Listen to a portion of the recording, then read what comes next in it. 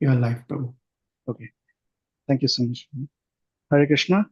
Would like to welcome everybody to this edition, Wednesday edition of Bhagavad Gita Wisdom um, from ISV. So I'm Sri Antariksha Das. I'll be in your service as your host today. So today we'll start with reading from a few verses from the ancient literatures, from the Bhagavad Gita in particular. Um, and then we'll be discussing more in detail and churning a little bit on some of them and take some key takeaways at the end of it all. So to begin with, we will start with some with a set of prayers. So these are basically set of prayers that sort of as for anything that we start, anything that is auspicious, we seek blessings from all the teachers who have been teaching it over the ages and just invoking the blessings. So I'll start sharing.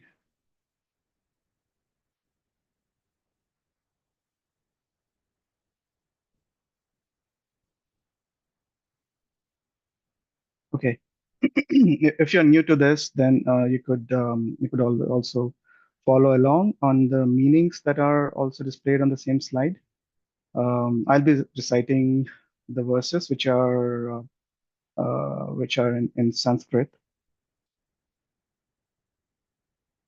ॐ अज्ञानतिमिरान्धस्य ज्ञानाञ्जनशलाकया चक्षुरुन्मिलितं येन तस्मै श्रीगुरुवे नमः। श्रीचैतन्यमनोभीष्टं स्थापितं येन भूतले स्वयं रूप कदा मह्यं ददाति स्वपदान्तिकम्। वन्देऽहं श्रीगुरो श्रीयुतपदकमलं श्रीगुरून् वैष्णवांश्च श्रीरूपं साग्रजातां सहगण रघुनाथान्वितं तं सजीवं साद्वैतं सावधूतं परिजनसहितं कृष्णचैतन्यदेवं श्रीराधा कृष्णपादान् सहगण ललिता श्रीविशाखान्वितांश्च हे कृष्ण करुणा सिंधु दीनबंधु जगतपते गोपेश गोपिका कांत राधा कांत नमोस्तुते तप्त कांचन गौरांगी राधे वृंदावनेश्वरी वृषभानुसुते देवी प्रणमामि हरिप्रिये वाञ्छाकल्पतरुभ्यश्च कृपा सिन्धुभ्य एव च पतितानां पावनेभ्यो वैष्णवेभ्यो नमो नमः। निताय नामिने चे नामेर्हाटे श्रद्धामूल्यनाम दीते चे। जय श्री कृष्ण चैतन्य प्रभु नित्यानंद श्री अद्वैत गदाधर श्रीवासादि गौरभक्तवृंद। हरे कृष्ण कृष्ण कृष्ण हरे हरे राम हरे राम राम हरे um, First of all, warm welcome to everybody who has joined with us today. Today we will be first we'll start with the chapter 15. So um, there have been many versions of Bhagavad Gita over the ages. So this version of Bhagavad Gita, which has been translated into English by His Divine Grace A.C. Bhaktivedanta Swami Srila Prabhupada, is one of the most popular ones. It has been translated into many different languages all over the world and has been also distributed widely all over the world. The Bhagavad Gita, as we all know, is a very widely read literature over throughout the ages. Many people, many devotees have read it and they have internalized the teachings. They have perfected their lives, um, and uh, as we will see more details about going back home, back to Godhead in this chapter, what that means. Um, so, what we will start by doing is we will read all of these 15 verses, just the translations. I'm sorry, 20 verses in this 15th chapter. And then we'll come back and we will take a few verses and then we will go deeper into um, the meanings of the verses and the Bhaktivedanta purports that Srila Prabhupada has given us. So we'll start with the Yoga of the Supreme Person, text 1. The Supreme Personality of Godhead said, it is said that there is an imperishable banyan tree that has its roots upward and its branches down, and whose leaves are the Vedic hymns. One who knows this tree is the knower of the Vedas. The branches of this tree extend downward and upward, nourished by the three modes of material nature. The twigs are the objects of the senses. This tree also has roots going down, and these are bound to the fruitive actions of human society. The real form of this tree cannot be perceived in this world. No one can understand where it ends, where it begins, or where its foundation is. But with determination, one must cut down this strongly rooted tree with the weapon of detachment. Thereafter, one must seek that place from which, having gone, one never returns, and there surrender to that Supreme Personality of Godhead, from whom everything began and from whom everything has extended since time immemorial. Those who are free from false prestige, illusion, and false association, who understand the eternal, who are done with material lust, who are freed from the dualities of happiness and distress, and who, unbewildered, know how to surrender unto the Supreme Person, attain to that eternal kingdom. That supreme abode of mine is not illumined by the sun or moon, nor by fire or electricity. Those who reach it never return to this material world. The living entities in this conditioned world are my eternal fragmental parts. Due to conditioned life, they are struggling very hard with the six senses, which include the mind.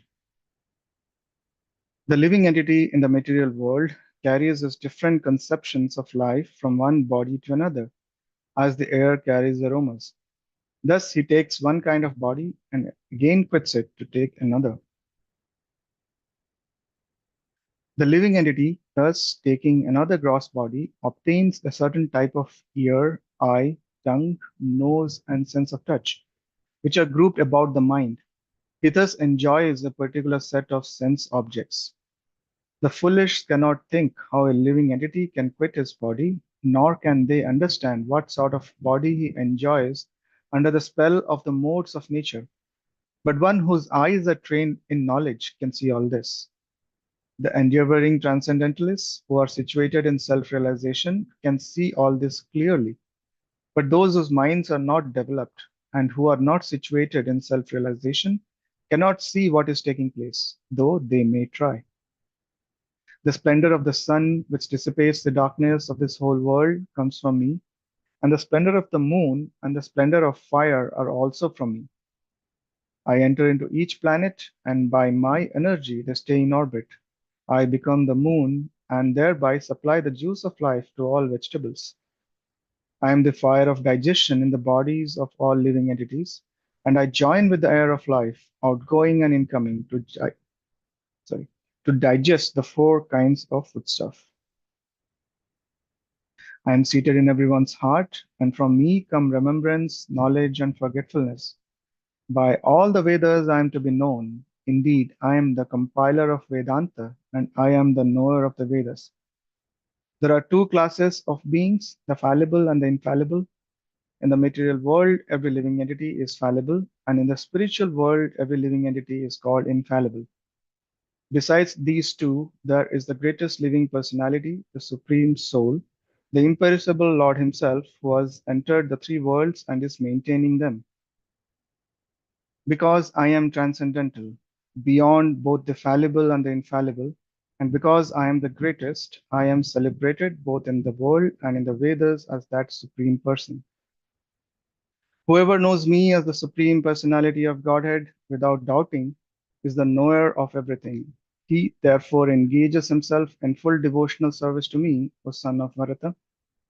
This is the most confidential part of the Vedic scriptures, O sinless one, and it is disclosed now by me.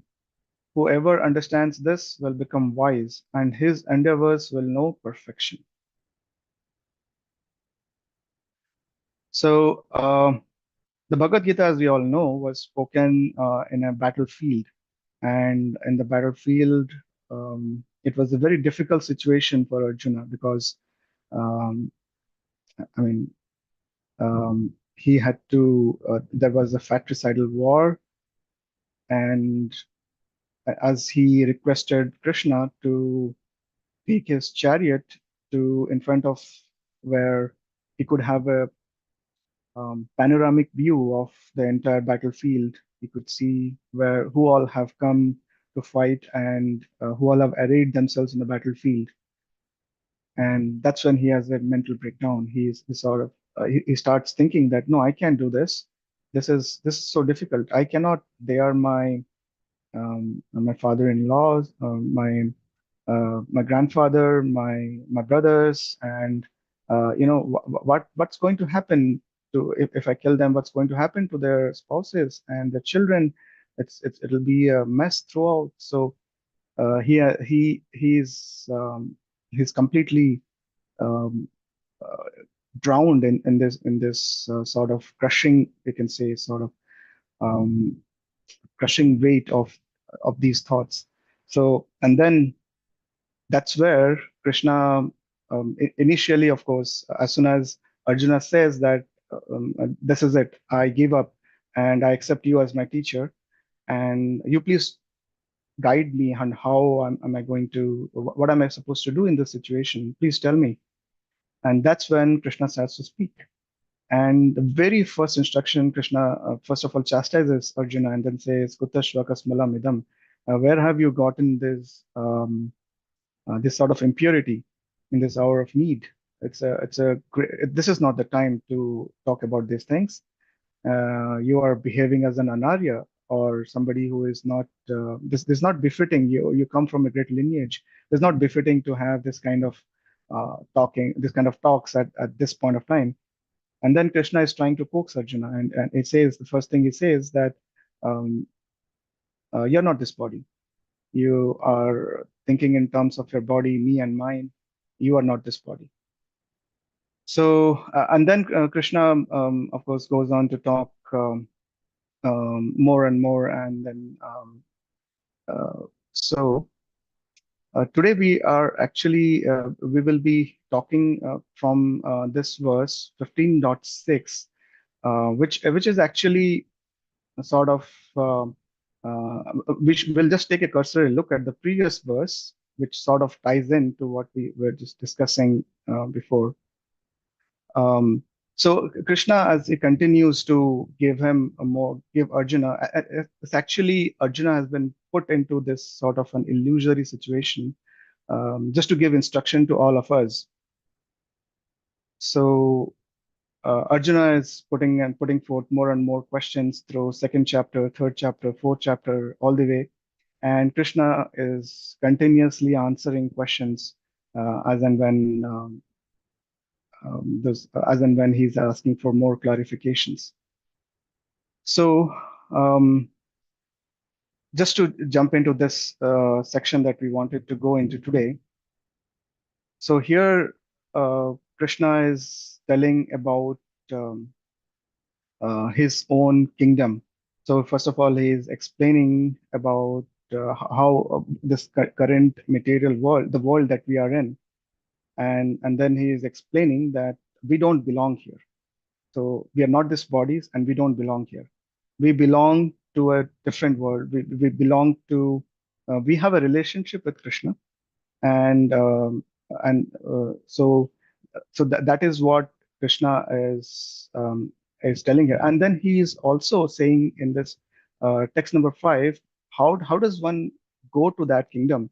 And there Krishna says that those are free from false prestige, illusion, and false association. So and were done with material lust, who are freed from the dualities of happiness and distress, and who, unbewildered, know how to surrender unto the Supreme Person, attain to that eternal kingdom.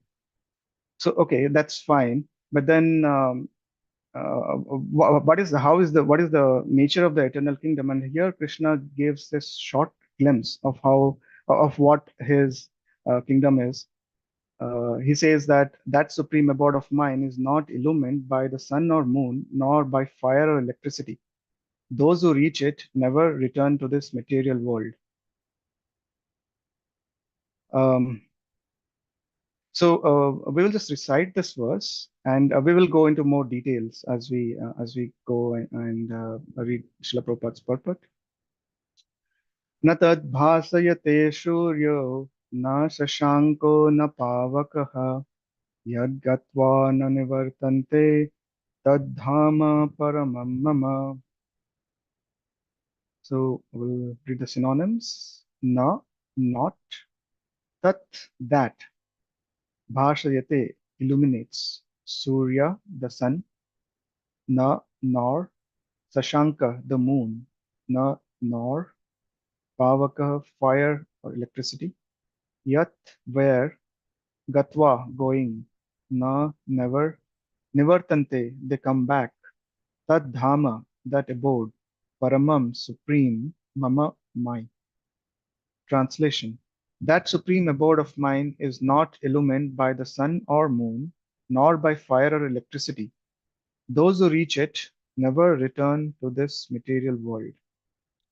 So, first of all, before we go, so many times whenever one travels, let's say we are traveling from San Francisco to Seattle, and then we are in the airport, and then we'll generally there is a board that says that, hey, why don't you come and visit Arizona or some other place? So this is a way of advertising uh, which the tourism and the billboard industries, they know that the people those are already traveling, they are inclined to travel to a different place. So the only way one would travel to a different place, like let's say the Grand Canyon or somewhere like that, is when one knows that that place exists. So, so this is the first thing that we understand, that there is a place that is different than this material world, that is Krishna's abode, and Krishna is telling about his abode, first of all. Of course, in the previous verse, he spoke about the qualifications that one needs to develop before going to the spiritual world. So here is Srila Prabhupada's purport. The spiritual world, the abode of the Supreme Personality of Godhead, Krishna, which is known as Krishna Loka, Golok Vrindavan, is described here. In the spiritual sky, there is no need of sun sign, moon sign, fire, or electricity, because all the planets are self-luminous. We have only one planet in this universe, the sun, which is self-luminous, but all the planets in the spiritual sky are self-luminous. The shining effulgence of all those planets, called Vaikunthas, constitutes the shining sky known as the Brahmajyotir. Actually, the effulgence is emanating from the planet of Krishna, Golok Vrindavan. Part of that shining effulgence is covered by the Mahatattva, the material world. Other than this, the major portion of that shining sky is full of spiritual planets, which are called Vaikunthas, chief of which is Golok Vrindavan. As long as the as long as the living entity is in this dark material world, he is in conditional life. But as soon as he reaches the spiritual sky by cutting through the false, perverted tree of this material world, he becomes liberated. Then there is no chance of his coming back here. In this conditional life, the living entity considers himself to be the lord of this material world, but but in his liberated state, he enters into the spiritual kingdom and becomes an associate of the Supreme Lord. There he enjoys eternal bliss, eternal life, and full knowledge. So couple of things before we move on to the next part of the purport that we can discuss here is Prabhupada says that this material world is dark, this dark material world. Actually, our Shastras also say um, Tamoso ma Jyotirgamaya, which we have all heard, of course, which means that the scriptures ask us to come out of the ignorance and come into the light. So when Prabhupada was quoting this verse in one of his talks, he spoke about darkness could mean two things here. One is actual darkness, and the other thing is ignorance. One is ignorant of one's actual position. One is ignorant of that's technically called Sambandha Gyan. Sambandha Gyan means one's relationship with Krishna, who one is, and what is his relationship with Krishna. So one first of all needs to know this knowledge in order to be able to have this desire to be able to extricate himself. First of all, one needs to know that who he is or she is, and um, what is how is uh, what are the comings and goings, or how one should um, let's say why one should extricate oneself from this material world. So um, I was just reflecting on this need of um,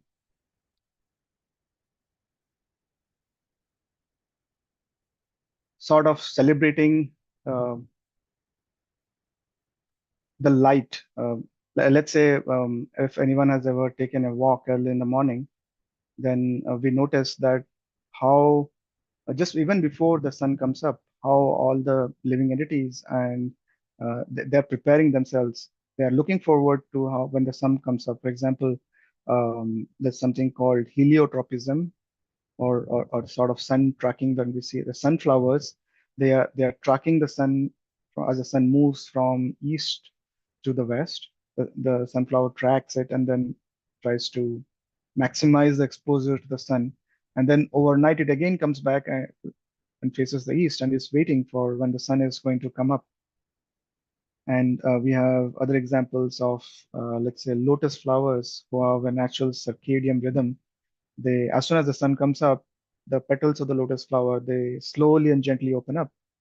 And then when the sun goes down, they slowly, gently close down. And we have certain birds, even like the cuckoo or the quail, they call it. So they start um, the melodious cooing when the sun comes up. So the verses, the Shastras also say that Uttishtata Jagrata, that one needs to wake up. So wake up, living soul. Jiva jago, Gaura Chandra bole. Koda nidra, jao maya, pisa chira kole. So here in this wonderful song, the living entity is implored to wake up from whatever conditional life you think, yeah, whatever you're doing in this world. Wake up and understand that first of all, this understanding this message that is there in the Bhagavad Gita, that um, we are just travelers here in this material world. We are just traveling as a soul, and that we're traveling into various species of life, one after another, and uh, the living soul needs to wake up to this realization. That's why the Brahma Sutras, they begin with this aphorism, Athartha Brahma Athartha Brahma Jigyasa. So Athartha means therefore. So now therefore inquire. So what kind of literature begins with therefore? The reason it begins with therefore is because that's intended for human beings. Now, the special prerogative of human beings is they can inquire. Animals, plants, they cannot inquire. They cannot inquire, why am I in this condition? But a human being can inquire. A human being can question why this is happening. Why am I forced into doing things which I don't want to? Or they can question various kinds of intelligent questions, but living entities can't. That's why the Shastras very gently and they are nudging human beings to come to this point of this crossroads where they can at least have a put forward a question. And if they put a question, then the answers are there. Answers are there in our wisdom literatures. The answers will be forthcoming. So let's continue. Srila Prabhupada says, one should be captivated by this information. He should desire to transfer himself to that eternal world and extricate himself from this false reflection of reality. For one who is too much attached to this material world, it is very difficult to cut that attachment. But if he takes to Krishna consciousness, there is a chance of gradually becoming detached. So, the one important point here is one should be captivated by this information. So, as soon as one starts to listen, starts to understand, and take in all this information, then by that knowledge, one is going to be captivated. So, as soon as one hears about Krishna's um, uh, um, the spiritual world, then one starts to become attached to it, and then for that attachment, one will start to desire to want to go back to that abode of Krishna, to be um, to have as Prabhupada says, he enjoys eternal bliss, to have an eternal life full of knowledge and bliss. So that's the beginning. So as soon as that's the reason one should consume this information and become captivated by it. And then Prabhupada says, for one who is too much attached to this material world, it is very difficult to cut that attachment. Elsewhere in the second chapter of Bhagavad Gita, Krishna says, Devasayatmika buddhi ekeha kurunandana bahusakha yanantasya buddhaya avyavasayinam. So Krishna says that one should have vyavasayatmika buddhi, which is this strong desire to be Krishna conscious. So the word Krishna itself means attractive. So Krishna is attractive. Krishna's abode is attractive. Krishna's devotees are attractive. So anything about Krishna is all attractive. So when one hears about Krishna, hears about Krishna's devotees, and hears about his abode, um, so one becomes sort of enamored by Krishna, and then one becomes attached, and then it is easier, um, slowly, gradually, as one becomes attached to Krishna, it's it's easier to detach oneself from this material world. And Srila Prabhupada goes on to say how one should do that. One has to associate himself with devotees, those who are in Krishna consciousness. One should search out a society dedicated to Krishna consciousness and learn how to discharge devotional service. In this way, he can cut off his attachment to the material world. One cannot become detached from the attraction of the material world simply by dressing himself in saffron cloth. So, so this is how Srila Prabhupada is mentioning that the easiest and the best way one should do is one should search out where are those devotees who have this vyavasayatmika buddhi, who have this one-pointed determination that they want to hear about Krishna, they want to talk about Krishna, and so one should seek out such devotees, such people who have this one-pointed attention, and then try to take their association. So that is the way to cut off this attachment to the material world. Another point Srila Prabhupada makes, it's very important here, is that just by dressing oneself, one cannot become detached. So just by taking an outward change of dress without having an internal attachment to Krishna is merely superficial. So that will not end up well in the long run. So one should associate with Krishna and develop a desire to hear and chant about Krishna and his glories. So continuing, he must become attached to the devotional service of the Lord. Therefore, one should take it very seriously that devotional service, as described in the 12th chapter, is the only way to get out of this false representation of the real tree. In chapter 14, the contamination of all kinds of processes by material nature is described. Only devotional service is described as purely transcendental. So at this point, one may question that what is wrong with this material world? Why should I um, even be in this? Like, what's wrong? What's wrong? Why should I go to the spiritual world? So let's take a few moments to analyze it. Um, what's actually wrong? So, in the sometime back, we mentioned that we are actually really just like travelers in the material world, and as one is traveling in this material world, one will come across. Needless to say, like traveling is sometimes a little bit inconvenient. You sometimes you get what you want. It's not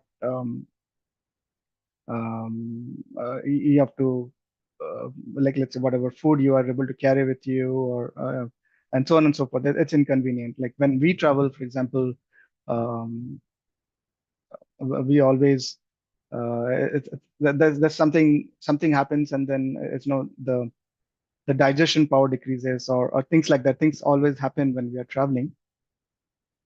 So uh, the Hindi word which is for this traveling is called suffer. And I can't just help but point out that the word English word suffer, SUFFER, is sounds the same as suffer. One time when we were traveling from San Francisco to Atlanta, uh, we boarded the plane and it took off sometime about it was it takes about 5.5 hours to reach to Atlanta. And sometime after about an hour, the pilot comes up and then says that um, nothing to be worried, but there was a little bit of problem with the rudder of our airplane, and we are not able to maneuver the way we would like to, and so we are going to divert. We're not going to go to Atlanta, but we're diverting to a different location, and that's going to be in Michigan, Detroit, Michigan. And then immediately everybody, those who were around me, oh my God, I'm going to miss um, my connecting flight that I was supposed to take. And what do I do? I have to go here. Fortunately for us, that was the last destination. So they were the aircraft arranged. The airplane company they arranged for us to have a separate flight from Michigan back to Atlanta. But then they gave a reason why they diverted. The reason they diverted was because the rudder is like one of the main things on how you control the directionality of the plane. It's a very important part of the airplane. So it couldn't move beyond a certain degrees. And in in Atlanta, there were a lot of winds that were blowing, and it would be very difficult to do a landing in that situation. So and when we landed itself, we saw that how difficult it was. It was there was a lot of turbulence and things like that. And then to add to all of it, as soon as the pilot made this announcement, the flight became even more turbulent. So it became all the more difficult. It was like, okay, what's going to happen next? So when we are traveling, we don't know what's going to happen next. So that is the difficulty. Um, and the second thing is we also wanted to talk about the struggle that one has to go through in the material world. The struggle is actually real. So the least of which would be like, let's say, traffic. You're traveling to your office, and then out of nowhere or whatever, there is somebody blew out a tire or something, and that they're changing it, and everybody is just stopping just to see what has happened, or there was some accident or whatever. So that's a misery. And let's say you own a house. What is the first thing? What is the only thing that you have to do when you own a house? You have to fix it. So that's it's a continuous process. So I was talking to one of my colleagues, and they told me that they had to learn a lot of. uh, um, sort of fixing how to fix the house themselves, handyman kind of things. Just because they own a house, they need to know a lot of things how to do. So that's a misery. And then if you're a gardener or a farmer, you have like if you do gardening and then you grow something, there's so many living entities who are always there who want to come in and they want to they want to chew up all that you're trying to grow and things like that. So you have to take care of all of that. So that's also a misery. And it's just that everything in this material world that keeps breaking down. You drive a car, then after a certain time you have to change the oil. The tires wear out, the vehicle becomes old. Even if you don't do anything, like as a child, I had a sort of had a fancy, uh, let's say, attachment to collect a lot of nice pens. So what I used to do is anytime anybody would gift me a pen, I would always keep it and store it. Oh, I'm going to use it in the future. Sometime I will. And then once like after a few years, I removed from where I kept the pens and then I started using it and it don't work. I say, what happened? I didn't even use it for so many years, but it doesn't work. It's just that's when I realized that whether you use it or not, it's going to. This is the nature of the material world, that it's going to deteriorate. So everything in this material world keeps on deteriorating. Even money, for example, you put money in a bank, and if you don't invest it properly, inflation will kick in, and then the value of the money is going to deteriorate over time.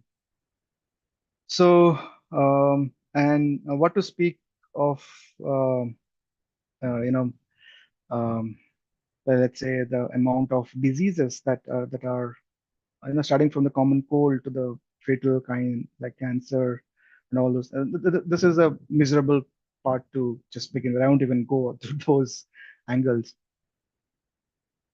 So continuing forward,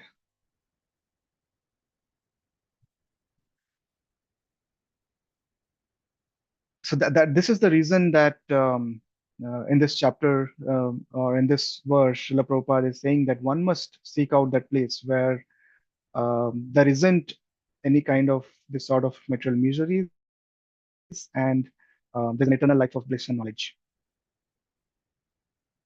Prabhupada says here the words Paramam Mama are very important here. Actually, every nook and corner is the property of the Supreme Lord. The spiritual world is Paramam, full of spiritual opulences. The Kathopanishad 2 to 15 also confirms that in the spiritual world there is no need of sun sign, moon sign, or stars. Na tatra surya bhati na chandra tarakam. For the whole spiritual sky is illuminated by the internal potency of the Supreme Lord. That Supreme Lord, that Supreme abode can be achieved only by surrender and no other means. I'll also read a certain section from Surrender Unto Me by Bhurijan Prabhu. He comments on this sixth verse. He says, as he did in Bhagavad Gita, as he means Krishna, as he did in Bhagavad Gita 8:20, Krishna gives a brief description of the spiritual world. Srila Prabhupada says, we, quote, should be captivated by this information, unquote. Because if we are not, we will tend to be enamored by the objects of sense enjoyment and will endlessly transfer from one field of activity to another, jumping from one branch to branch in the cycle of samsara. I thought I'll just put that in.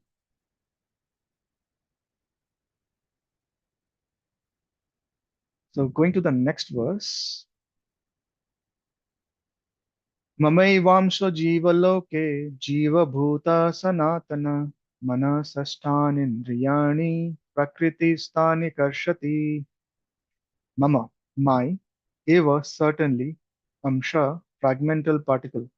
Jiva loke, in the world of conditional life. Jiva bhuta, the conditioned living entity. Sanatanaha, eternal. Manaha, with the mind. Sashthani, the six. Indriyani, senses. Prakriti, in material nature. Sthani, situated. Karshati, struggling hard. The living entities in this conditioned world are my fragmental parts. Due to conditioned life, they are struggling very hard with the six senses, which include the mind. Purport by His Divine Grace A.C. Bhaktivedanta Swami Srila Prabhupada. In this verse, the identity of the living being is clearly given. The living entity is the fragmental part and parcel of the Supreme Lord eternally. It is not that he assumes individuality in his condition excuse me. It is not that he assumes individuality in his conditional life and in his liberated state becomes one with the Supreme Lord. He is eternally fragmented. It is clearly said, Sanatanaha. According to the Vedic version, the Supreme Lord manifests and expands himself in innumerable expansions, of which the primary expansions are called Vishnu Tattva and the secondary expansions are called the living entities. In other words, the Vishnu Tattva is the personal expansion and the living entities are the separated expansions. By his personal expansion, he is manifested in various forms like Lord Rama, Nrsingadev, Vishnumurti, and all the predominating deities in the Vaikuntha planets. The separated expansions, the living entities, are eternally servitors. The personal expansions of the Supreme Personality of Godhead, the individual identities of the Godhead, are always present. Similarly, the separated expansions of living entities have their identities. As fragmented parts and parcels of the Supreme Lord, the living entities also have fragmental portions of his qualities, of which independence is one. Every living entity, as an individual soul, has its personal individuality and a minute form of independence. By misuse of that independence, one becomes a conditioned soul, and by proper use of independence, he is always liberated. In either case, he is qualitatively eternal, as the Supreme Lord is. In his liberated state, he is freed from this material condition, and he is under the engagement of transcendental service unto the Lord. In his conditioned life, he is dominated by the material modes of nature, and he forgets the transcendental loving service of the Lord. As a result, he has to struggle very hard to maintain his existence in the material world. Um, Before we move forward, just a few thoughts on this as well. So, Srila Prabhupada is actually Krishna is clearly saying in this, Mame Vamsho Jiva Loke Jiva Bhuta Sanatanaha. I'll stop the sharing for a moment just to come in the Zoom room. So Krishna says here that all the living entities are my eternal parts and parcels.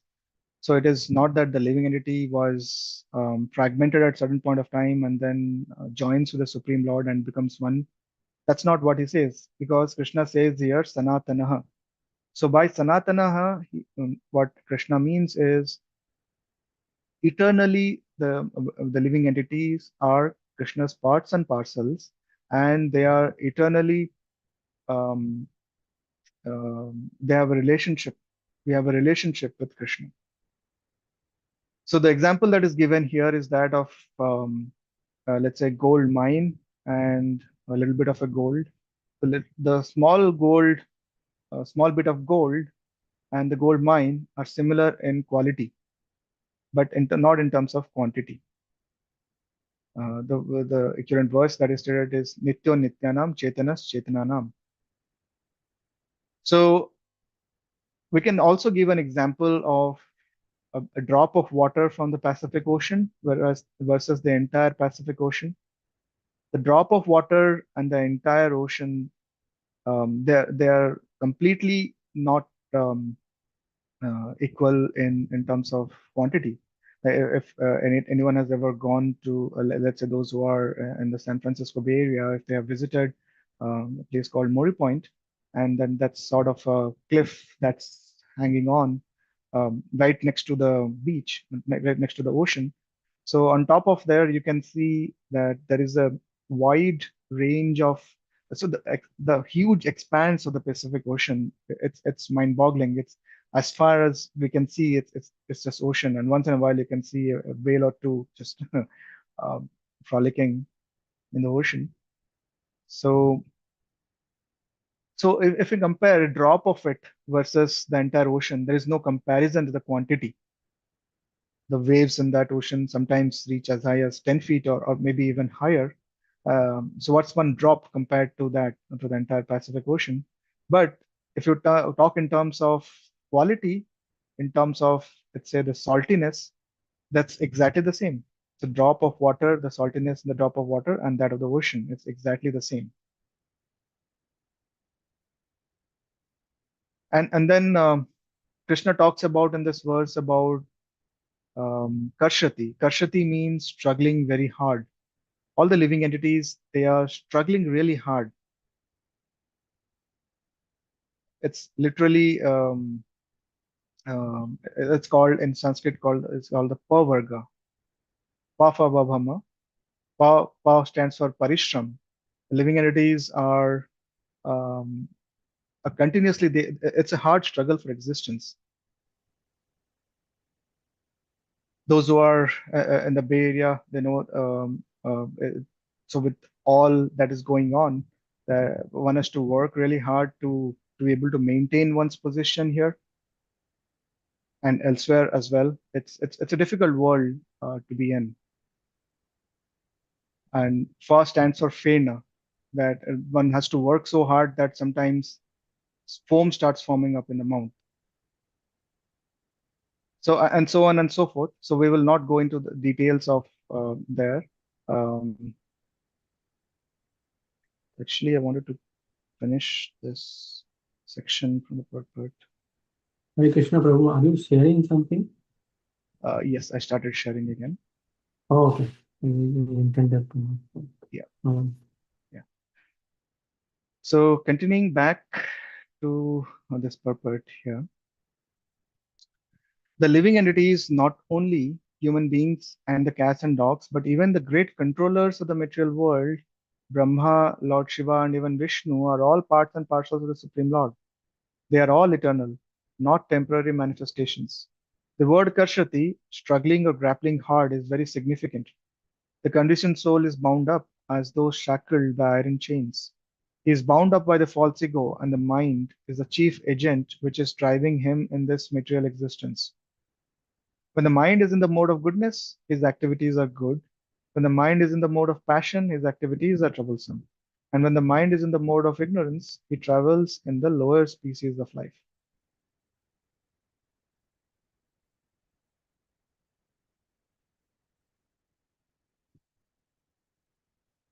It is clear, however, in this verse that the conditioned soul is covered by the material body with the mind and senses, and when he is liberated, this material covering perishes, but his spiritual body manifests itself in its individual capacity.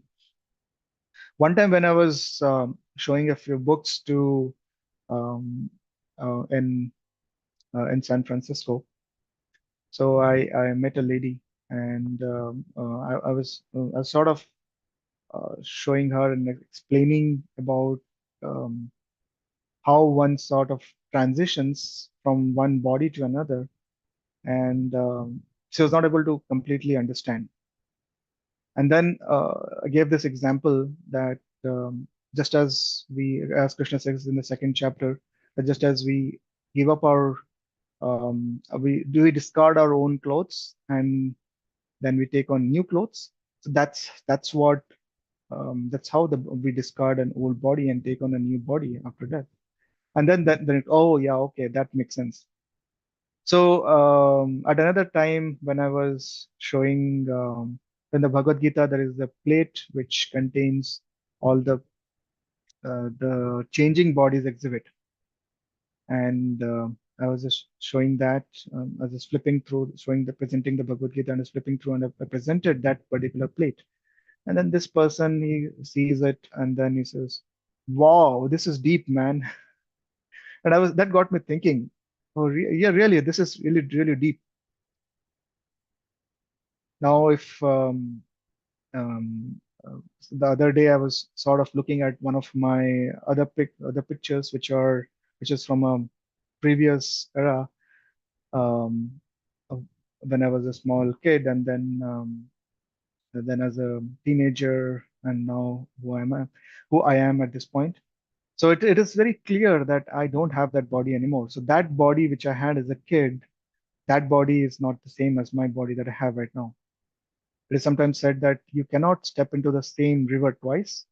So it's as if our bodies are also like that. It's we cannot be in the same body twice. Our bodies are continuously changing, and we are continuously reincarnating in the same body. And that's what this exhibit of this changing bodies. His Vaisheshika Prabhu, when he was sharing this in one of his talks, that he was traveling. He goes to Salesforce to give a presentation, and he has a small glass case where he carries a moving the changing bodies exhibit, and the body is small and then grows a little bit big and then finally dwindles. So he was carrying it, and he was walking, and he was in the elevator, and then few people of those where they came in, and then as soon as their eyes met on the changing bodies exhibit, they go, "Wow, what is that?" Because this is shocking that to put all of it together is shocking because was it I who was that person at that point of time, that body, and now this body is completely different. So it's a revealing, and that's what Krishna says in the Bhagavad Gita, that we are also changing our bodies at every instant, at every moment. So,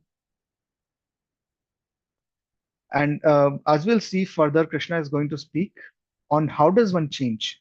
What is the criteria of changing from this body? How is it decided? What am I going to have? Where am I heading to in future? It turns out that we decide ourselves where we are heading to. So we'll get to that. But before that, let's continuing this part further. The following information is there in the Madhyan Dinayana Shruti. Sava Sava Esha Brahma Nishtha Idam Sariram Martyam Atrishya Brahma Sampadya Brahmana Pashyati Brahmana Shrunoti Brahma Naivedyam Sarvam Anubhavati. It is stated here that when a living entity gives up this material embodiment and enters into the spiritual world, he revives his spiritual body, and in his spiritual body, he can see the Supreme Personality of Godhead face to face. He can hear and speak to him face to face, and he can understand the Supreme Personality as he is. From Smriti also it is understood, Vasanti Yatra Purushaha Sarve Vaikuntha Murtayah. In the spiritual planets, everyone lives in bodies featured like the Supreme Personality of Godheads. As far as the bodily construction is concerned, there is no difference between the part and parcel living entities and the expansions of Vishnumurti. In other words, at liberation, the living entity gets a spiritual body like by the grace of the Supreme Personality of Godhead. So, um, a couple of things to see here, that Prabhupada is quoting this from Madhyan Dinayana Shruti, that when one gets a spiritual body, that one can actually speak the Supreme Personality of Godhead face to face. He can hear, he can speak to him face to face, and he can also understand the Supreme Personality as he is, which is these words: Brahmana Pashyati, Brahmana Shrunoti, and Brahmanaivedam Sarvam Anubhavati. Now, what does this liberation mean? So, the liberation is defined in the Srimad Bhagavatam as Swarupena Vyavastiti. Swarupena means one's own position. And what that means is one somebody who is liberated, he knows his position as a spirit soul, and he knows Krishna as the Supreme Personality of Godhead, and that Krishna is in the center, and I'm meant to love and serve him. So um, when one is in such a position, one actually gives up this sort of what is called as aham mameti, or aham karta. One does not think karta ham iti manyate. Krishna says in the Bhagavad Gita, one doesn't think that one is the karta, but one understands that how the modes of material nature are directing all the happenings that are going around. And it's sort of interesting because devotees, when they are on Sankirtan, sometimes when it is late in the evening, and then it's sort of very palpable that as the evening comes in, some living entities who like that kind of atmosphere, they come in, and it is as if some wave of modes are taking over. So it was there was a mode of, like, let's say in the afternoon there was a mode of passion where people were rushing and they're doing, and then in the evening different kind of people have come out and they're there. So so one can actually see how the modes are working. Um, Continuing on, the word Mamei Vamsaha, fragmental parts and parcels of the Supreme Lord, are also very significant. The fragmental portion of the Supreme Lord is not like some material broken part. We have already understood in the second chapter that the spirit cannot be cut into pieces. This fragment is not materially conceived. It is not like matter, which can be cut into pieces and joined together again. This, that conception is not applicable here because the Sanskrit word sanatana or eternal is used. The fragmental portion is eternal. It is also stated in the beginning of the second chapter that in each and every individual body, the fragmental portion of the Supreme Lord is present. Dehinosmin yatha dehe.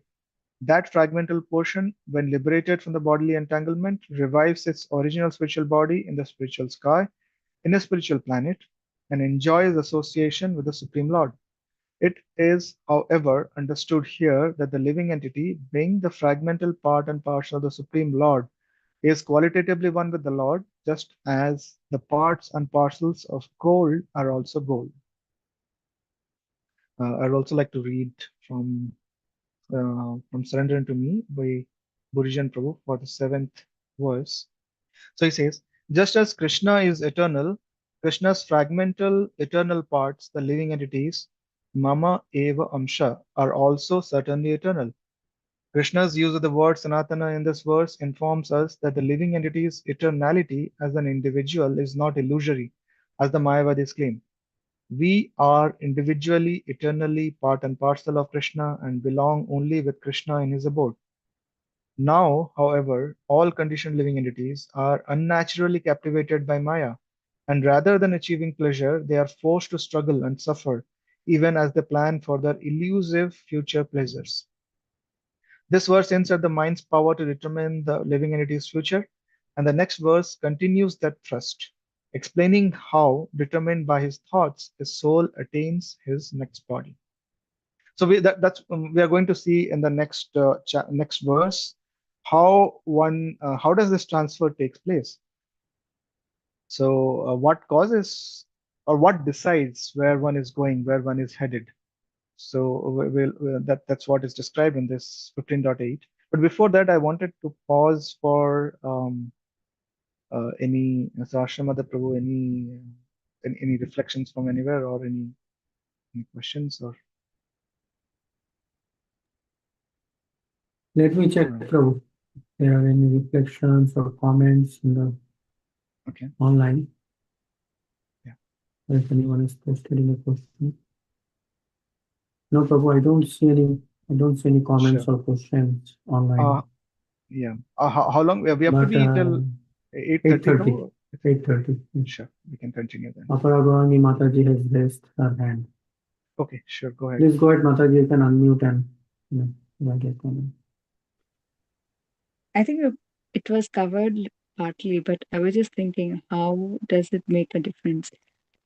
Why is it important for someone to know that they're not the body and the spirit soul to begin bhakti? Because one may practice devotional service without even knowing that they're not the body and the spirit soul. So what changed the understanding of the difference between the soul and the body brings in a person, and how does it affect their spiritual life? Well, to begin with, that is the basic ABCD of Krishna consciousness, that if so, as Srila Prabhupada says, religion without philosophy is sentimentalism, and philosophy without religion is mental speculation. So if somebody is practicing without understanding the philosophy, it is mostly maybe out of some sentiment that, okay, yeah, I must do this because my grandmother did it, or my parents asked me to do this, or uh, there is um, there is a force of doing that from peer pressure, or from general environment, or from feel good kind of perspective. I feel nice out of this, but that is also good because at least they're doing something. But one must come to this point of understanding that who one is, and what is his relationship, because that's the beginning of understanding. Unless one comes to this sambandha gyan, if one does not come to this sambandha gyan, then one will not understand where one is heading next. And in fact, that's going to, I believe it was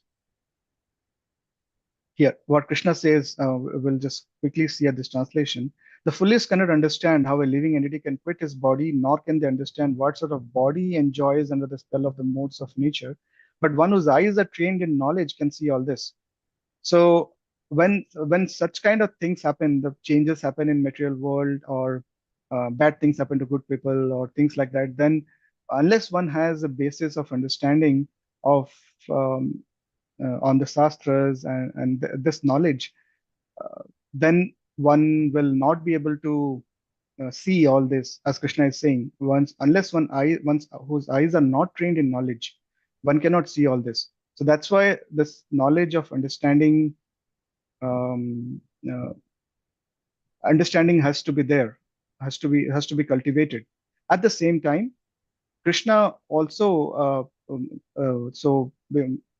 the heart, Krishna says that for to someone who is um, let's say, who is honest and who is honestly practicing, Krishna will reveal this knowledge in the heart. So that factor is also there. Does that Thank answer the question? Okay. Thank you, Prabhu. Reading Srila Prabhupada purports are always enlightening.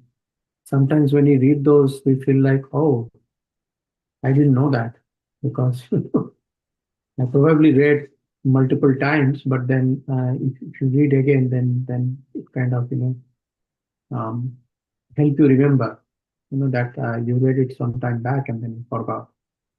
It's good to go through the Srila Prabhupada purport. Yeah, thank you. Thank Yes, you. when I was reading this, Prabhu, I also came across one of the quotations when Srila Prabhupada quoted from. Yeah, probably as I was preparing for this, I never saw this, but yeah, this is this is amazing how Srila Prabhupada has given us.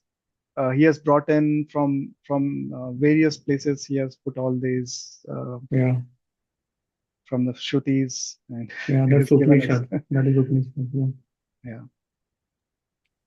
I think there was a point which spoke about free will, that just by the misuse of free will, uh, I can't recollect which verse it was in the purport it was mentioned, but that part was very nice. That just the use or the misuse of free will can have a consequential effect in a person's life, or to be I think it was. a person's It spirit. was yeah. Okay.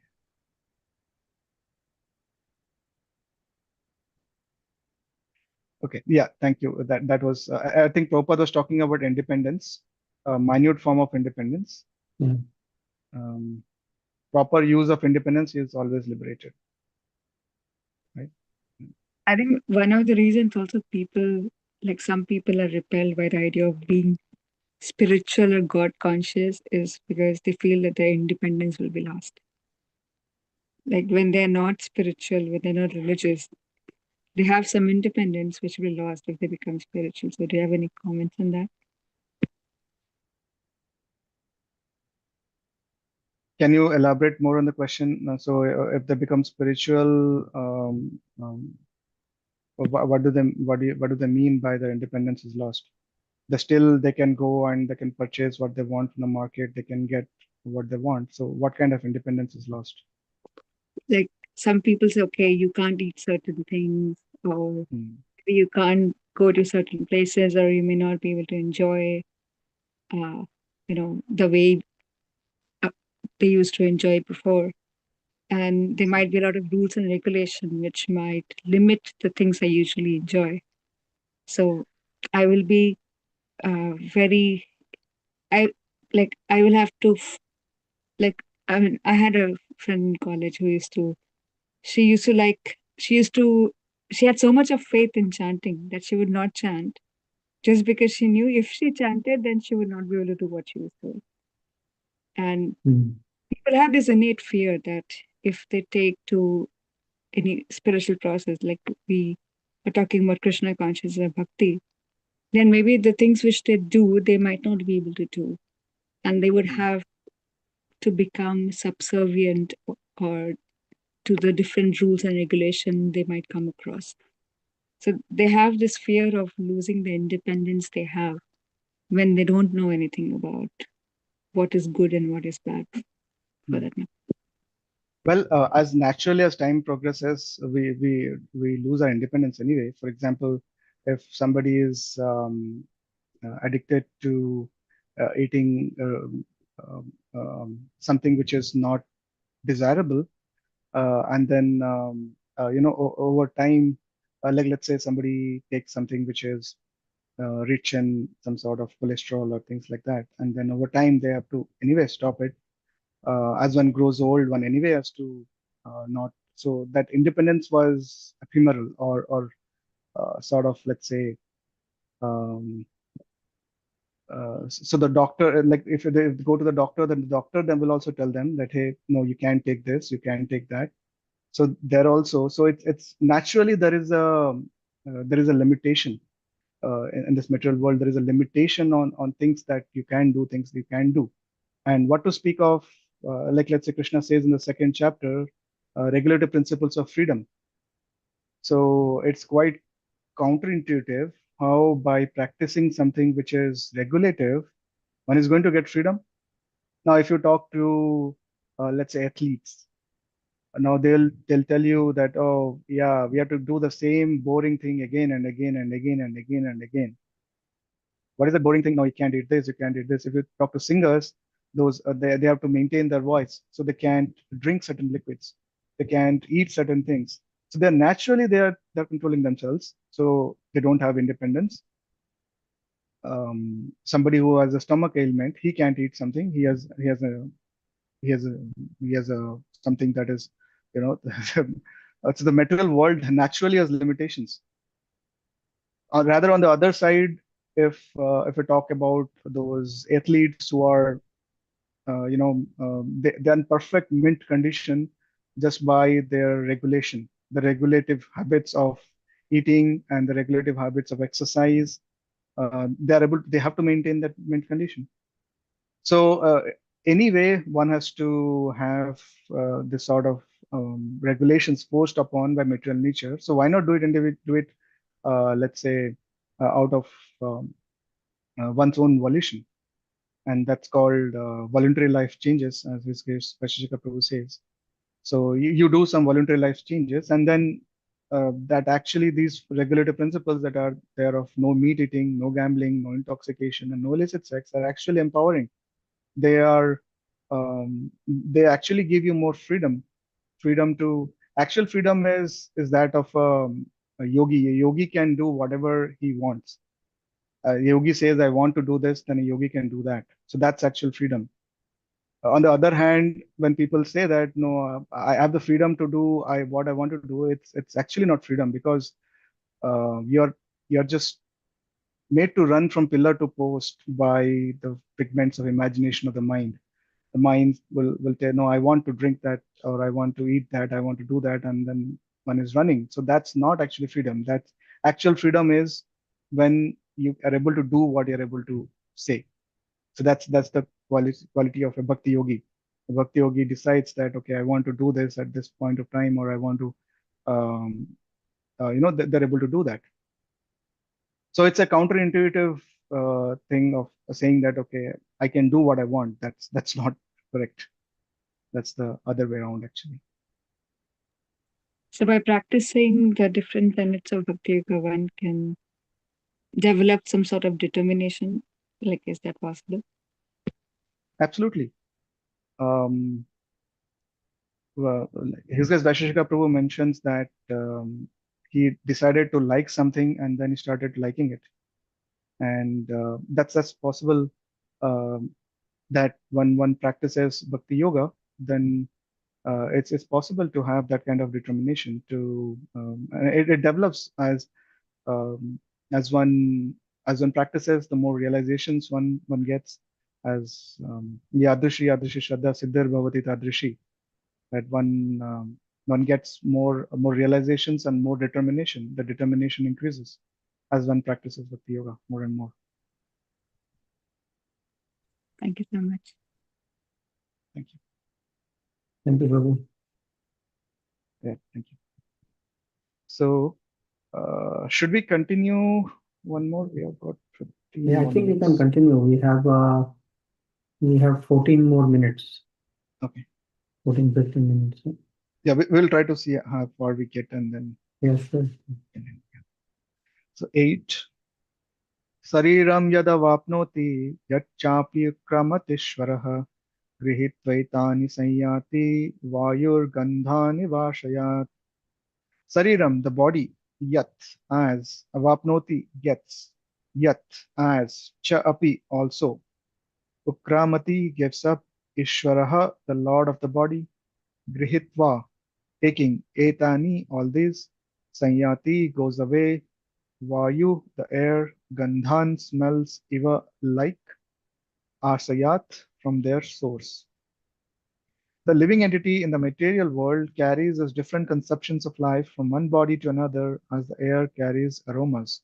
Thus, he takes one kind of body and again quits it to take another. So, here Krishna is saying, Vayur Gandha Nivashyat. He is giving this example just like air is carrying a smell from one source to another, but air itself does not get polluted. Air is still the same. Air passes through a rose garden or air passes through a dump, then it's the same air. But when it passes through something that smells really bad, then it's the same air, but it carries the smell. And the point is, it's very subtle, and at the same time, air does not get polluted. So this is a subtle way in which the living entity gives up this body and then gets into and takes another body. But it's a small purport. I think we can finish this. Here, the living entity is described as Ishvara, the controller of his own body. If he likes, he can change his body to a higher grade, and if he likes, he can move to a lower class. Minute independence is there. The change his body undergoes depends upon him. At the time of death, the consciousness he has created will carry him onto the next type of body. If he has made his consciousness like that of a cat or dog, he is sure to change to a cat's or dog's body. If he has fixed his consciousness on godly qualities, he will change into the form of a demigod. And if he is in Krishna consciousness, he will be transferred to Krishna Loka in the spiritual world and will associate with Krishna. It is a false claim that after annihilation of this body, everything is finished. The individual soul is transmigrating from one body to another. His present body and present activities are the background of his next body. One gets a different body according to karma, and he has to quit this body in due course. It is stated here that the subtle body which carries the conception of the next body develops another body in the next life. This process of transmigrating from one body to another and struggling while in the body is called karshati, or struggle for existence. Um, when I was reading this purport, what struck me the most is when Prabhupada says it's a false claim that after the annihilation of this body, everything is finished. Um, So sometime, almost a decade back, I, along with a few of my devotee friends, we had gone on a retreat, and we are spending time in hearing, talking about Krishna and chanting and things like that. And then somewhere around late evening, I got a call from I got a call that my grandfather has passed away. So it came as a shock to me, and it was almost I have fit on a wall. It's like, okay, I was every time I visit him, I would talk with him, and he was a devotee. In fact, that was my first experience of actually seeing the Hare Krishna Mahamantra. Uh, most everybody actually has heard, but I actually saw the Hare Krishna Mahamantra first, and it was on a sort of a plaque, and there it was, the Hare Krishna Mahamantra was written. And I remember reading it, and the thought came to mind, oh, this is very symmetrical. So that was my first exposure to the Hare Krishna Mahamantra. Used to go to the Parthasarathi temple in Delhi, and he had pictures of Radha Krishna in his room. So yeah, every time I used to go, he used to talk to me, and he was a devotee of Lord Ram. And then when I got this news, the very next thought came to me is, oh, I cannot talk to him anymore. He's not there. But then it is not that he is finished. It's not that my grandfather is not there anymore. He is in some other form somewhere, but he's not finished. So sometimes some nihilistic philosophers, they say this, that after the body everything is finished, there is nothing, and just so even this that has been there since earlier time, when there's a particular philosopher's name with the name Charvak, who would propound this philosophy that eat, drink, and be merry. Whatever you do, just take ghee. So he had a lot of fascination for ghee, so he wanted to take ghee, which is clarified butter.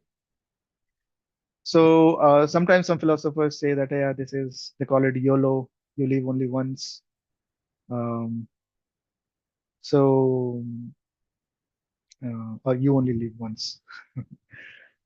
So just forget everything and then live life to the fullest. Take everything, check off items on your bucket list and things like that. For after everything, the body is finished anyway. So how does it matter? It doesn't matter what you do to anybody or how you do to anybody. It doesn't matter that everything is finished. And that's can be the farthest from the truth. Because here what Krishna is saying is everything matters. Everything that we do, every image that we take in, every that leaves a samskar on the mind. And then um, this kind of, as we'll see in the next verse, actually, all these samskars, just like an AI trained model, they are fed into the mind, and the mind starts collecting all that, and they form impressions in the mind. And based on these impressions, that decide where one is going to go next, which direction one is headed. So here Prabhupada says that if one has made his consciousness like that of a cat or a dog, he is sure to change to a cat or dog's body. So and worse, if one determines, it goes further down, like one goes into the mode of ignorance, as we are reading in the previous purport, then one can go into even further down in the species list. So we'll read Surrender unto me in Gurujan Prabhu. So he says, when the blowing wind passes over a fragrant rose garden, it acquires a sweet scent. Yet the air itself is not sweet. Its sweetness is acquired. When that same air passes over sewage, its odor becomes vile. Again, the air's foul smell is not the actual scent of the air, but rather the scent of that with which the air has come into contact. Similarly, although the soul is trapped in a gross body and subtle mind, he remains aloof from all his apparent qualities, whether he exhibits the fragrant mode of goodness or the foul mode of ignorance. The quality of the mind, as explained in the following verse, attracts its next gross body like magnet attracts an iron nail. So further, Krishna goes on to describe that. one gets a particular type of ear, eye, nose, and sense of touch, which actually, if you see, they are around the head, which is around the mind. So that one gets, and this is the mind that the impressions that the mind gets by whatever we are doing. Let's say we are walking down the street and then we happen to look and then we saw something and then that forms an impression in our mind. So the bhakti yogi has to be very careful in what goes in. And by practice of bhakti yoga, one can actually become immune by understanding that, by understanding this knowledge, by understanding that whatever goes in forms an impression. They actually form a bond, as Krishna says in 262, um, that dhyato vishaya pumsa sangaste supajayate. As soon as we look at something and then that forms some impression. So when one is armed with this knowledge that, oh, I need to be careful when I'm traveling here because these things are sticky, like a tar baby. The thing that if you touch it, it sticks it, and it's very difficult to get rid of it. It takes a longer effort. Like for example, mango sap or that sort of thing that gets onto your clothes or onto your hair, then you have to use a particular type of solvent to get rid of it. So similarly, these kind of impressions that they are very subtle and they're very strong and that they stick to our mind, and it's very difficult to get rid of it. So when we are armed with this knowledge, so we can understand that I need to be careful as a bhakti yogi. I need to be careful where I'm walking, where I'm traveling. I need to be careful. So that's one of the points. Uh, I think we are almost on top of our any last moment, last point, like last points. There, Ashna, the pro. No, Prabhu, this was great. I was when you were talking about the sticky part. I don't. I'm not good with memory, but I remember there is a verse in Bhagavad Gita which says, "Sarvopadi vinirmuktam tat paratvena nirmalam." So if you want really your consciousness to be nirmal, means without any mal or without any contamination, you have to give up all the upadhis. Hmm. That I am a man, I am a woman, I am Indian, I am American, I'm black, I'm white, I'm engineer, or I'm an architect, whatever, whatever upadhis you have to give up those upadhis.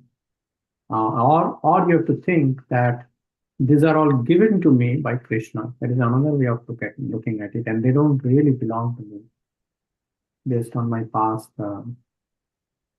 Based on my past consciousness, it is given to me, and I have to just do the duty based on that upadhi and then not get attached to it, which is actually very difficult, but we have to keep that in mind. So, Yeah, that's a very nice.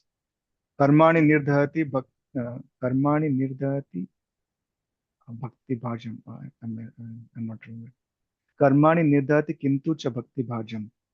That by bhakti yoga, we are quoting that verse that um, all this karma, everything is sort of yeah, dissolved. yeah, everything is So everything is dissolved. Yeah, if yeah, we do it with the right, and that is what Lord Krishna, this whole of Bhagavad Gita is all about. That right. in the beginning, Arjuna was telling Krishna that, hey, I want to see my enemies. And what Krishna tells him, Krishna doesn't tell him that, hey, look at your enemies. He says, look at the Kurus. And the whole thing in his consciousness, it flips.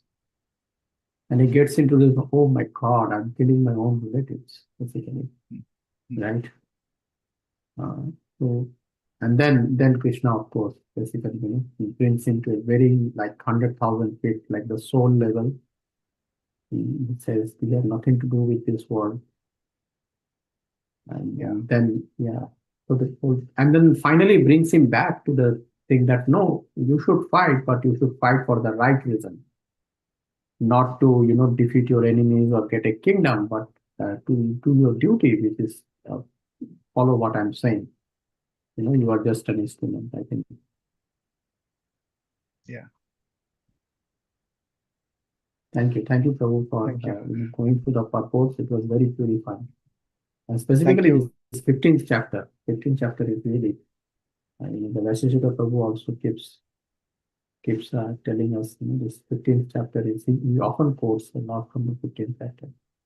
Very Right. purifying chapter. Yeah, absolutely. And thank you for being patiently doing this service for so long, and you're always there on Wednesday classes, supporting everybody. You're welcome. When we have exalted speakers like you, I feel inspired to come and start this service. So I have also some self-interest here to listen to speakers like you. Thank you. Okay, bro. I think we should end here. Yes, we should end. Vansha कल्पतरुभ्यश्च kalpatarubhyascha कृपासिन्धुभ्यैव च पतितानां पावनेभ्यो वैष्णवेभ्यो नमो नमः। अनंत कोटि वैष्णव वृंद की जय। श्री अंतरिक्ष प्रभु की जय। शिला प्रभुपाद की जय। गौर भक्त वृंद की जय। Thank you everyone, my dear devotees, for taking time from your busy lives and joining this online only Wednesday class on Bhagavad Gita. We'll connect again for the online only class on Wednesday, next Wednesday again. Meanwhile, Saturday and Sunday we have our regular programs at temple and also broadcasted on. Please try to find them. Hare Krishna. Very much close the session.